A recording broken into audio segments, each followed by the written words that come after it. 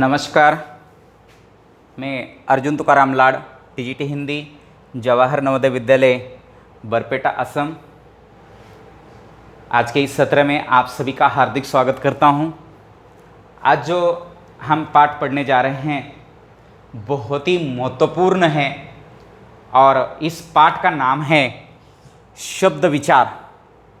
बच्चों, ये पाठ बहुत बड़ा है, आप थोड़ा ध्यान देकर सुनना होगा क्योंकि ये पाठ ऐसा है, ये कक्षा 1 से 10वीं तक के बच्चे इस पाठ का उपयोग या फायदा उठा सकते हैं तथा प्रतियोगितात्मक जो प्रतियोगिता परीक्षाएं हैं, इन प्रतियोगिता परीक्षा में भी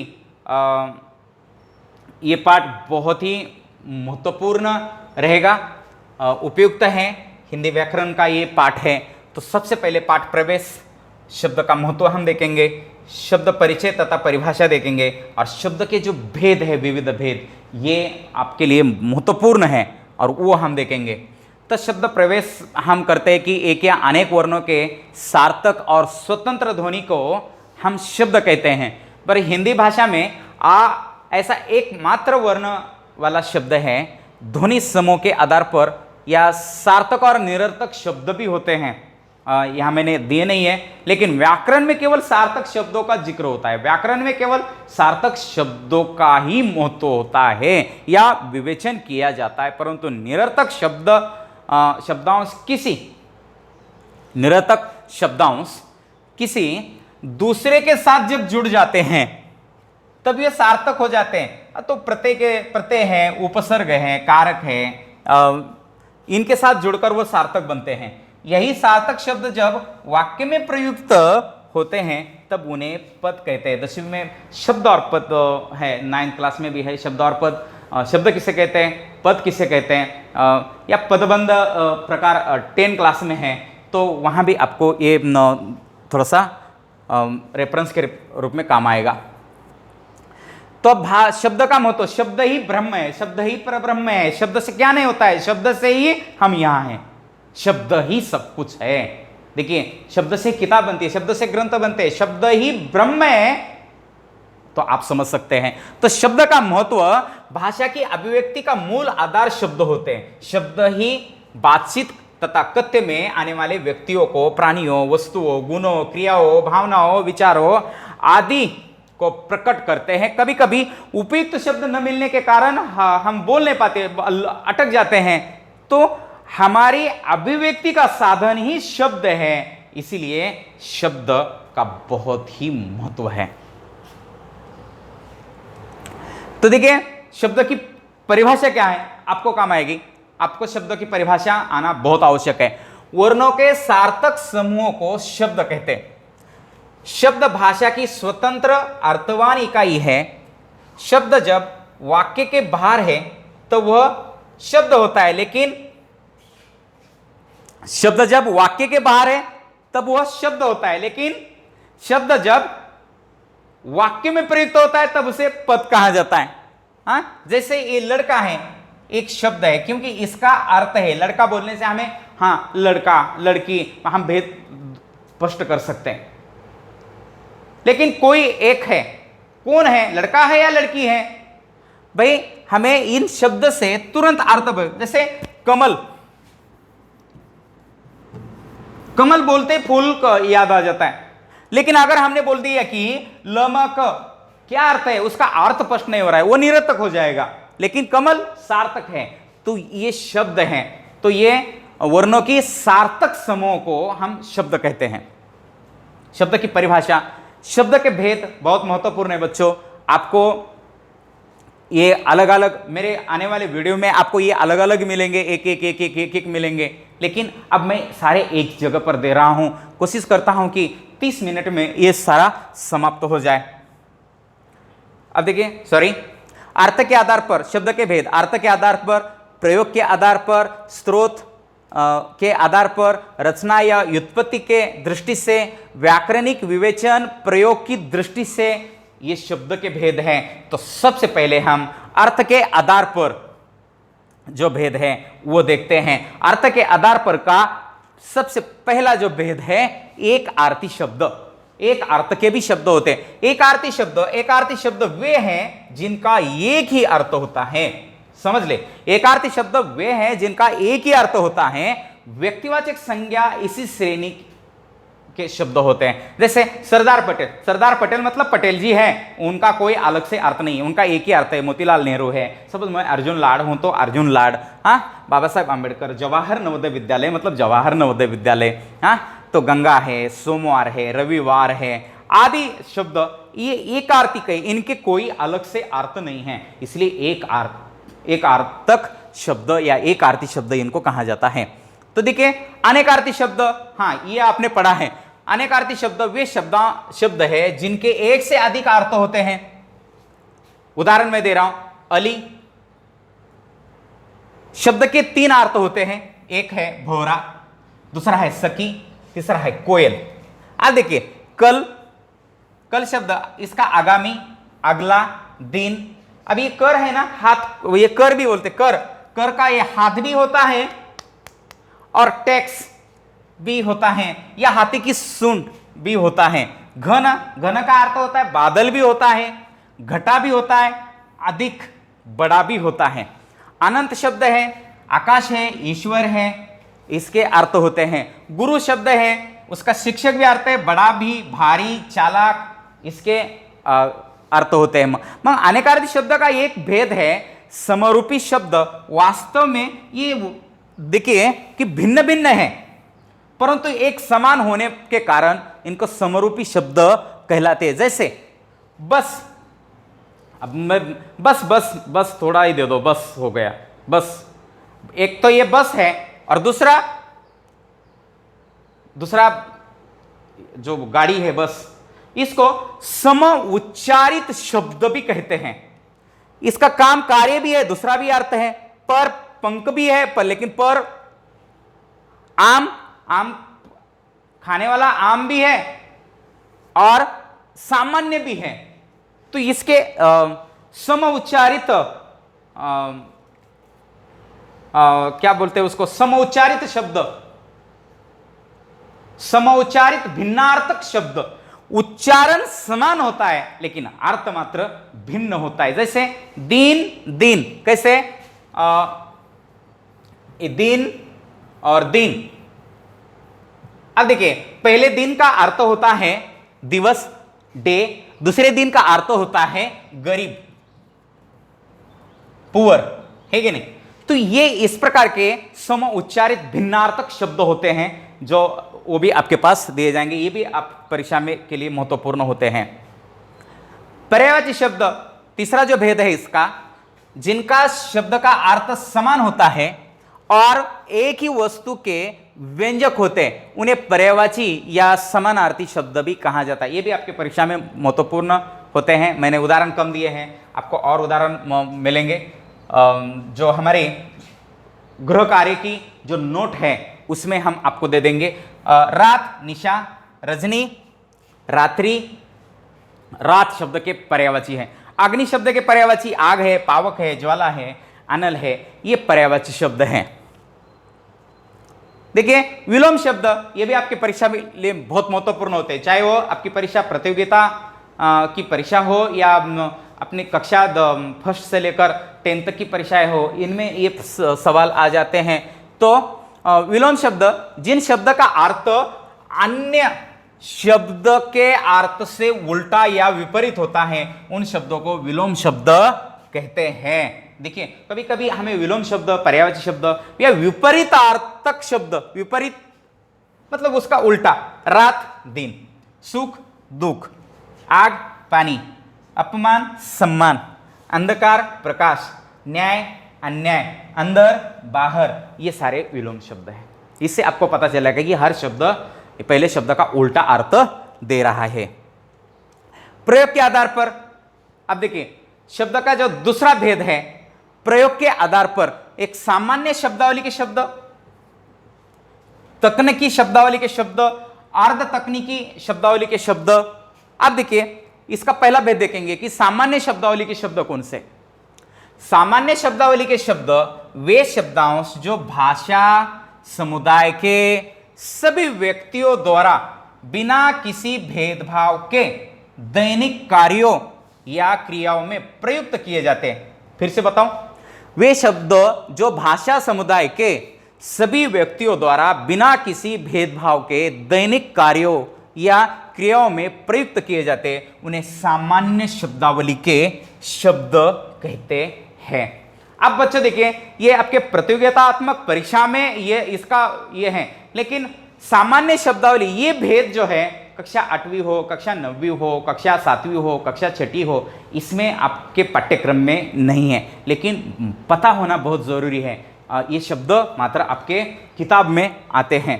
जैसे पानी है, सूरज है, चंद्रमा है, धरती है, दुकान है, रोटी है, उठना है, और भी शब्द नीचे चले गए। उन्हें सामान्य शब्दावली के शब्द कहते हैं। अब देखिए, तकनीकी शब्दावली के शब्द कौन से हैं? तकनीकी शब्दावली के शब्द वे शब्द जो ज्ञान विज्ञान, अक्सर इन शब्दों की भरमार आपको एसएसटी बुक में देखने के लिए मिल जाती है। संसाधन, अब हमें पता ही नहीं चलता है संसाधन को हिंदी में शब्द है संसाधन, रिसोर्स कहते हैं संसाधन, ये शब्द है हिंदी का। वे तकनीकी, अभियंता, अब इंजीनियर पता है, लेकिन अभियंता, चिकित्सक, डॉक्टर पता है हमें, है कि नहीं? तो ये विज्ञान और व्यवसाय आदि के क्षेत्र में परिभाषिक शब्दावली के रूप में इनका प्रयोग किया जाता है। उन्हें तकनीकी शब्दावली के शब्द कहते हैं। इन शब्दों के प्रयोग द्वारा उस विशेष ज्ञान विज्ञान को समझा जा सकता है। जैसे अनुक्रिया, प्रशासन, हम बोलते हैं कि हमारा जो स्कूल प्रशासन है, एडमिन, अभियंता है, चिकित्सा है, ऐसे शब्द आते। संसाधन है, अभियंता है, ऐसे शब्द की भरमार लगती है और जिसके अर्थ हमें तुरंत पता नहीं चलते, वो कठिन लगता है। हम बोलते हैं बाबू हिंदी भी कठिन है कि नहीं? लेकिन ये तकनीकी शब्दावली, इनकी स्पेशल डिक्शनरी मिलती है। इसको प्रयोजन मूलक हिंदी भी कहा जाता है। तो आप देख लीजिए इसमें अर्ध तकनीकी शब्दावली के शब्द कौन कौन से? अर्ध तकनीकी शब्दावली के शब्द वे शब्द जो सामान्य व्यक्ति और विशेषज्ञ दोनों प्रस्तुत करते हैं, दोनों प्रस्तुत करते हैं, किंतु विशेषज्ञ का अर्थ परिभाषित और ठीक बंधा हुआ होता है, जबकि सामान्य व्यक्ति का अर्थ सीमित होता है। उन शब्दों को अर्ध तकनीकी शब्दावली का शब्द कहा जाता है। जैसे बस और बल। अब देखिए, हमें शब्द के ऊपर बल दे दो, सामान्य व्यक्ति इसका बल का यूज कैसे करता है? परमाणु, इसे विशेषज्ञ लोग इसका उपयोग कर देंगे, है कि नहीं? तो ये सामान्य व्यक्ति उसको अलग तरीके से परिभाषित करता है और सामान्य व्यक्ति उसको अलग तरीके से परिभाषित कर देता है, तो अपने हिसाब से वो शब्द लेते हैं। तो अर्ध तकनीकी शब्दावली के शब्द इनको कहा जाता है। तो तीसरा जो भेद है, स्रोत या इतिहास के आधार पर। बच्चों, ये कक्षा 8वीं में बी कोर्स की जो हिंदी है, हमारे यहाँ नॉर्थ ईस्ट में सभी जगहों पर ये हिंदी पढ़ाई जाती है, तो इसमें 8वीं में ये भेद है। तो ये शब्द मात्र आपको अच्छी तरह से देखने पड़ेंगे। तो स्रोत या इतिहास के आधार पर शब्द के भेद है। इसमें पहला है तत्सम शब्द, तद्भव शब्द, देशज शब्द, विदेशी शब्द। तीसरा भेद चल रहा है हमारा स्रोत या इतिहास के आधार पर शब्द के ये 4 भेद। तो तत्सम शब्द पहला देखेंगे, बहुत महत्वपूर्ण है। तत् मतलब वह, कौन? वह, संस्कृत। वे शब्द जो बिना किसी परिवर्तन के संस्कृत के समान ही जैसे कि वैसे हिंदी भाषा में सीधा सीधा कहता हूं, संस्कृत भाषा के शब्द जैसे कि वैसे हिंदी भाषा में प्रयुक्त किए जाते हैं, उन शब्दों को तत्सम शब्द कहा जाता है। वे संस्कृति है। हमारी मूल भाषा क्या है? संस्कृत। हिंदी की मूल भाषा, हिंदी की मां संस्कृत। तो इस संस्कृत के हजारों शब्द हिंदी में आज प्रयुक्त है और जैसे कि वैसे कोई बदलाव नहीं है। और ऐसे शब्दों को हम तत्सम शब्द कहते हैं। जैसे माता है, निराकार है, सत्य, पर्वत, वधु, सूर्य, शिक्षा, रात्रि, दुग्ध, कार्य आदि शब्द जैसे कि वैसे हमने हमारे हिंदी भाषा में प्रयुक्त किए, और ऐसे शब्दों को तत्सम शब्द कहा है। तत् मतलब वह, सम समान, किसके समान? संस्कृत के समान शब्द वो तत्सम शब्द है। तद्भव शब्द उन्हीं शब्दों का बिगड़ा हुआ रूप ही तद्भव है। किन शब्द का? संस्कृत से हिंदी में आते आते वो थोड़ा सा परिवर्तन होकर, थोड़ा सा बिगड़कर हिंदी में आए और इनका हम प्रयोग करने लगे। वे शब्द जो संस्कृत भाषा के शब्दों से बिगड़कर बने हैं। जैसे अग्नि संस्कृत का शब्द है, हमने आग बना दिया। गृह वह संस्कृत का शब्द है, हमने घर बना दिया। रात्रि संस्कृत का शब्द है, हमने रात बना दिया। तो इस प्रकार ये संस्कृत से शब्द हिंदी में आते आते थोड़ा से परिवर्तन होकर आ गए। ऐसे शब्दों को तद्भव शब्द कहा जाता है। बहुत ही महत्वपूर्ण है बच्चों, क्योंकि तद्भव शब्द क्या होते हैं, तत्सम शब्द क्या होते हैं, यही हमें बार बार बताना पड़ता है। तब हमें परीक्षा में इसका आंसर देना कठिन लगने लगता है, लेकिन अब कठिन लगेगा नहीं है। देशज शब्द, देश, देश मतलब अपना क्षेत्र, ज मतलब उत्पन्न, अपने देश में उत्पन्न है कि नहीं? हाँ, अपने देश में उत्पन्न। वे शब्द हैं जो संस्कृत के शब्दों से कोई संबंध नहीं रखते, बल्कि लोक प्रसिद्ध है, प्रचलित है, अथवा विभिन्न भारतीय भाषाओं या प्रादेशिक बोलियों से हिंदी में आए हैं। ऐसे हिंदी में आए हैं जैसे पेट, लतपथ, खिड़की, पगड़ी, छोरा, गाड़ी, टोली और भी है आदि शब्द। ये देशज शब्द के उदाहरण हैं। अपने ही देश में उत्पन्न हो गए, अपने ही देश में तैयार हो गए, लोक प्रचलित है, लोक प्रसिद्ध है। ऐसे शब्दों को देशज शब्द कहा जाता है।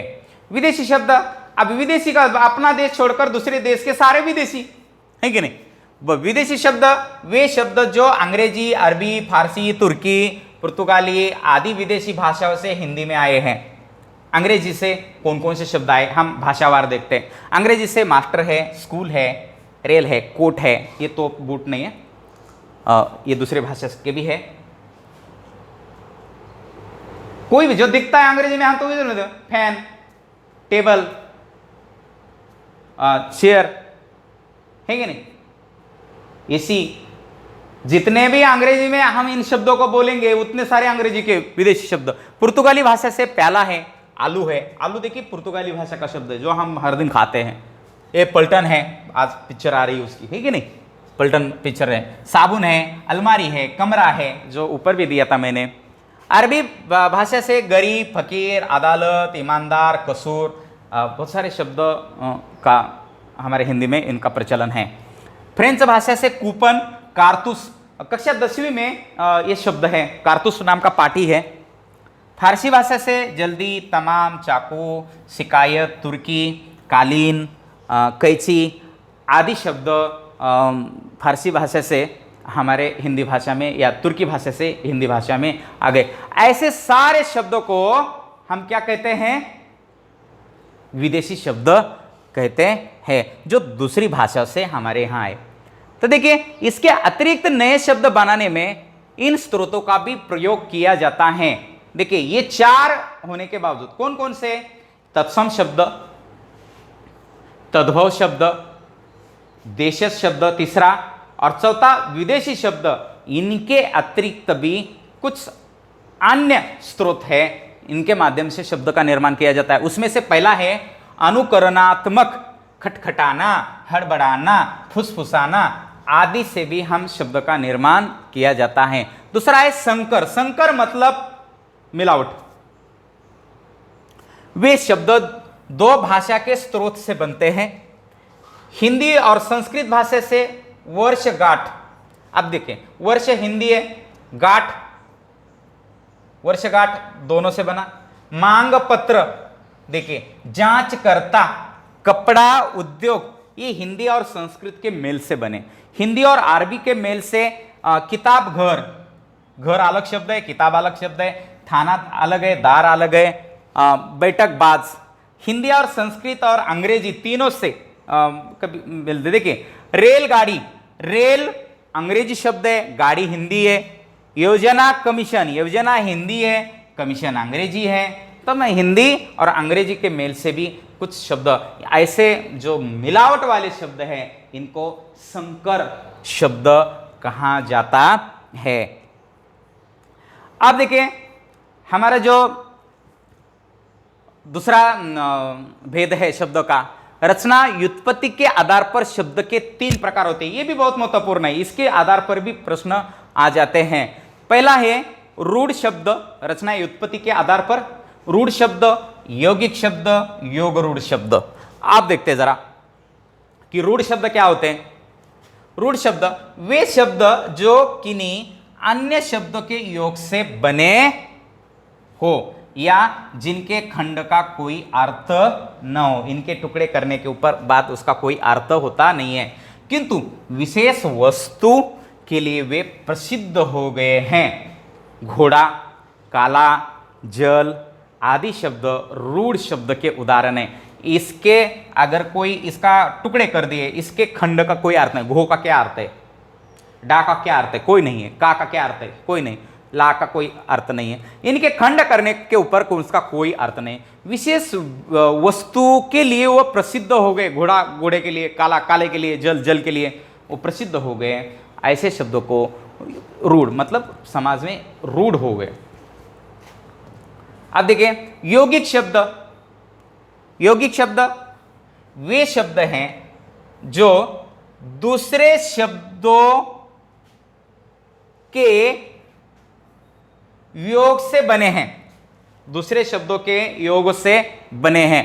अब देखिए पाठशाला, पान वाला, विद्या प्लस आलय, विद्यालय है कि नहीं, दूसरे शब्द के योग से बने। इनका यौगिक, दूसरे शब्द के योग से बनने के कारण शब्द यौगिक शब्द हो गए।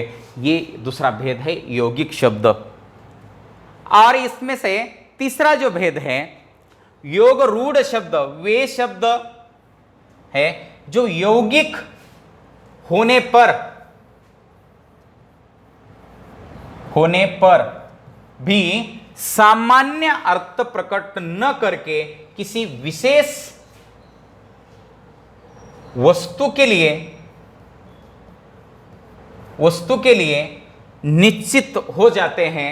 ऐसे शब्दों को योग रूढ़ शब्द कहा जाता है। जैसे पंकज, अंगरका, चारपाई, चौमासा आदि शब्द हैं। पंकज का अर्थ यहां कीचड़ में पैदा हुआ। पंक मतलब कीचड़, ज मतलब उत्पन्न, कीचड़ में उत्पन्न। परंतु केवल पंकज नाम सुनते ही कमल के फूल की याद आती है हमें, कमल के लिए। मतलब ये शब्द योग रूढ़ होने के बावजूद भी वो किसके लिए रूढ़ हो गया, कमल के लिए। तो पंकज शब्द सुनते कमल, हाँ कमल के लिए। चौमासा का अर्थ है 4 मास, लेकिन ये 4 मास का प्रयोग हम बरसात के लिए प्रयोग करते। चौमासा आते हैं हमें बोलते बारिश, हाँ चौमासा में आएंगे मतलब बरसात में आएंगे, हाँ तो बरसात के लिए इसका प्रयोग हो गया। 4 पाई, 4 पैर वाली, 4 पाई बोलते तो खाट हमें नजर आ जाती है बैठने के लिए, सोने के लिए, वो नजर आती है। अंगरखा, वैसे देखा गया तो ये अंग की रक्षा करने के जो वस्त्र होते हैं, कोट होता है, उसको अंगरखा कहते हैं। लेकिन अंगरखा बोलते ही हमें अभी कोट मतलब अंगरखा, ये इसके लिए रूढ़ हो गए। इस ऐसे शब्दों को योग रूढ़ कहा जाता है। अंतिम है बच्चों व्याकरणिक विवेचन या प्रयोग के दृष्टि से ये भेद है। विकारी शब्द और दूसरा है अविकारी शब्द। मैं तो बोलता हूं कि इसी के आधार पर आपका सारा व्याकरण है, आपका जितना भी व्याकरण है इसी के आधार पर ही है। देखिए विकारी शब्द और अविकारी शब्द, वैसे देखा गया तो व्याकरणिक विवेचन के या प्रयोग की दृष्टि से शब्द के 8 भेद होते हैं। अब देखिए ये 1 2 3 4 5 6 7 8 ऐसे गिन लिया, लेकिन इसमें से भी हमने विकारी शब्द अविकारी शब्द अलग अलग कर दिए। चलो देखते हैं कि सबसे महत्वपूर्ण है बच्चों, आपको विकारी शब्द किसे कहना है, अविकारी शब्द किसे। विकारी, विकार मतलब जिसमें परिवर्तन होता है। शब्द के जिस रूप में कर्ता, क्रिया, कर्म, विभक्ति आदि के अनुसार अगर परिवर्तन होता है, लिंग भी आ गया उसमें, वचन, शब्द के जिस रूप में कर्ता, शब्द के जिस रूप में लिंग, वचन, कारक, विभक्ति आदि के अनुसार कोई परिवर्तन होता है तो इनको विकारी शब्द कहा जाता है। तो संज्ञा, सर्वनाम, विशेषण, क्रिया, ये 4 विकारी शब्द हैं। किसी व्यक्ति, वस्तु, स्थान, प्राणी, भाव के नाम को संज्ञा कहते हैं। पुस्तक, गुवाहाटी, अंबाजोगाई मेरा गांव का नाम है, पुणे आदि। मैं तो बोलता हूं जो दिखता है और दिखने के बाद जिसका नाम है वो सारी संज्ञा है, नहीं कि नहीं। जो दिखता है किसी न किसी तो नाम ही है। हमें क्या दिख रहा है, अभी फैन दिख रहा है मुझे, अभी लाइट दिख रही है मुझे, अभी पेड़ दिख रहे हैं बाहर मुझे, ये कंप्यूटर दिख रहा है मुझे, ये टेबल दिख रहा है मुझे, ये हेलमेट दिख रहा है मुझे, मतलब हर एक चीज मुझे दिख रही तो उसका नाम है, और नाम है तो वो संज्ञा है। तो सर्वनाम, संज्ञा शब्द के स्थान पर प्रयुक्त करने वाले या प्रयुक्त होने वाले शब्दों को हम सर्वनाम कहते हैं। तू, तुम, तेरा, तुम्हारा, उसका, आप आदि। विशेषण है, संज्ञा या सर्वनाम की विशेषता प्रकट करने वाले शब्दों को विशेषण कहते हैं, जैसे चतुर, काला, ऊंचा, छोटा, बड़ा, ठेंगना, है कि नहीं। चलो ठीक है, सुंदर। या क्रिया है, शब्द के जिस रूप से किसी कार्य के होने या करने का बोध होता है उसे हम क्रिया कहते हैं, जैसे खाना, पीना, जाना, रहना, बैठना, उठना, काटना, आदि सारे क्रिया शब्द हैं। अविकारी शब्द, अब शब्द के जिस रूप में, शब्द के जिस रूप में वचन, विभक्ति, लिंग आदि के अनुसार कोई परिवर्तन नहीं होता उसे अविकारी शब्द कहते हैं। इनमें परिवर्तन होता नहीं है, कर्ता हो, कर्म हो, क्रिया हो, वचन हो, विभक्ति हो, इनके अनुसार परिवर्तन होता नहीं। और पहले में क्या है, परिवर्तन होता था, अविकारी जिसमें विकार नहीं होता, अविकार जिसमें परिवर्तन नहीं होता, ऐसे शब्दों को अविकारी कहा जाता है। क्रिया विशेषण एक है, उसमें क्रिया की विशेषता बताने वाले या प्रकट करने वाले शब्दों को क्रिया विशेषण। जल्दी जल्दी, तुम जल्दी जल्दी आओ, आना है, लेकिन कैसे आना है, जल्दी जल्दी। हाथी धीरे धीरे चलता है, हाथी कैसे चलता है, धीरे धीरे चलता है। हिरन तेज दौड़ता है, तो हिरन की दौड़ने की जो क्रिया है वो कैसी है, तेज है, मतलब ये तेज, धीरे धीरे, जल्दी जल्दी क्रिया की विशेषता प्रकट करते। संबंध बोधक ने संज्ञा या सर्वनाम का वाक्य के दूसरे शब्दों के साथ जो संबंध है वो बताने का काम संबंध बोधक शब्द कहते हैं। ऊपर, आगे, पीछे, हमने टेबल के ऊपर रखा है, टेबल के पीछे साइड में रखा है, अलमारी के पीछे है, हम शब्दों के साथ उनका संबंध प्रकट करते हैं। समुच्चय बोधक योजक, दो शब्द या दो वाक्यों को जोड़ने वाले शब्द को समुच्चय बोधक कहते हैं, जैसे और है, किंतु है, आदि है।